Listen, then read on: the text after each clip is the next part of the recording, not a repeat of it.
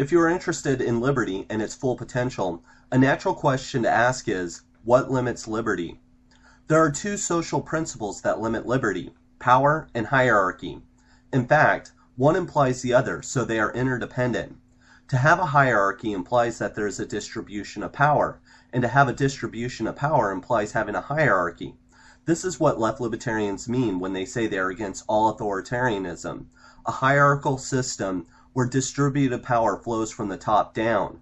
Control and domination is exercised through the use of violent or nonviolent coercion. Any system that tolerates authoritarianism is a system that promotes and practices the limitation of liberty and is hence not libertarian in nature. By authority, I don't mean that someone cannot be an authority in a particular subject or skill because these by themselves cannot limit another person's actions. Anarchists are also not interested in moving power around, moving it from one place to another. Power, instead of being eliminated, should be dispersed and delegated to each individual equally. This is important because personal power allows people to fulfill their desires and actions, and thus, they need power to meet these goals. All systems of power are prone to abuse and thereby neuter or marginalize those without authority. As Bakunin said, it is the peculiarity of privilege and of every privileged position to kill the intellect and heart of man.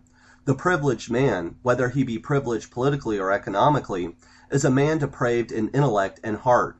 Bakunin was well aware of the misuse of power and warned Marxists about the dictatorship of the proletariat when he said, "If you took the most ardent revolutionary, vested him in absolute power, within a year he would be worse than the Tsar himself." Bakunin's prophecy was eventually realized in Stalin. Bakunin wasn't saying that evil people seek power, rather that people tend to abuse power when they have it. This is because power is a self-preserving system bent on protecting itself and expanding its authority. Bakunin notes that no one should be entrusted with power inasmuch as anyone invested with authority must become an oppressor and an exploiter of society. When you leave pockets of power, there is a natural tendency for these power systems to interlink between themselves and create massive associations to amplify their authority to control, influence, and rule over individuals. When power separates, it gives birth to hierarchy. The powerful, in the protection of their own liberty, will view the masses as always incapable of governing themselves, and they must submit at all times to a benevolent yoke of wisdom and a justice, which, in one way or another, is imposed from above. All hierarchies share a common feature. They are organized systems of command and obedience. This is why left libertarians are concerned with social class. When I say class, I don't mean to reduce this to Marx's simplistic bourgeoisie and the proletariat, a view, I should add, that even Marx did not hold. Class is seen as a stratification, a hierarchical division of people in society. Because power is wielded by an elite, or an upper class, they have a tendency to dominate the lower classes. Most anarchists today see the division of class in three categories. On the top of the pyramid are the owners of society who wield the most power. These would be the property owners, the rich, and the capitalists. Next, you have the managerial class. The managers take part in decision-making in the state, the private economy, and the educational system. Last, we have the general masses. So how does one class exercise authority over another? Let's say we have a person who owns a chain of workplaces. This person will periodically visit each branch, but he cannot be in all places at all times. In order to exercise authority over others, he hires someone from the managerial class. In order for the manager to get hired, he must share the same interests as the owner and is willing to enforce the owner's power. The regular employee is part of the masses. Today, you might have something like 2% being the owners of society. Another 15 to 20% might be a part of the managerial class. The bottom 80% will be the masses. Of course, this is a highly reductionistic model and in reality is much more complicated. Class division works along the same lines as the military, where privates take orders from sergeants, sergeants take orders from lieutenants, lieutenants take orders from captains, and so on until you reach the commander-in-chief. While there is some individual autonomy at each stage of the hierarchy, in the end, you have a few who ultimately decide the fate of the majority.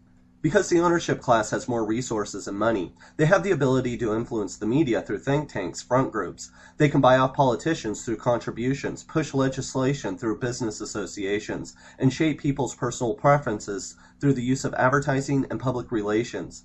All of this creates a push economy where companies make products and then manufacture ones. For these reasons, it is easy to see how the top 2% perpetuate social relationships that are based on the needs of the powerful, and how social life can be a reflection of the ownership class. In a class structure, politicians are not the owners of society, but are a part of the managerial class. They perform the function of the managers for the true ruling power, the ownership class.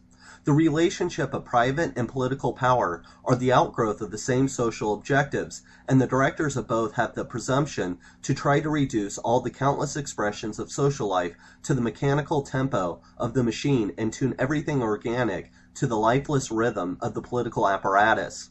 However, it should be clear, states arise not because of politicians, but politicians arise because of the ownership class.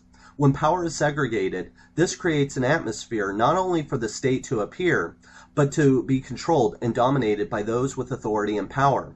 Once the state is in existence, the ownership class uses the state to protect itself by pulling power, resources, and wealth. To have a free society, hierarchy must be constantly dissolved in all aspects of life.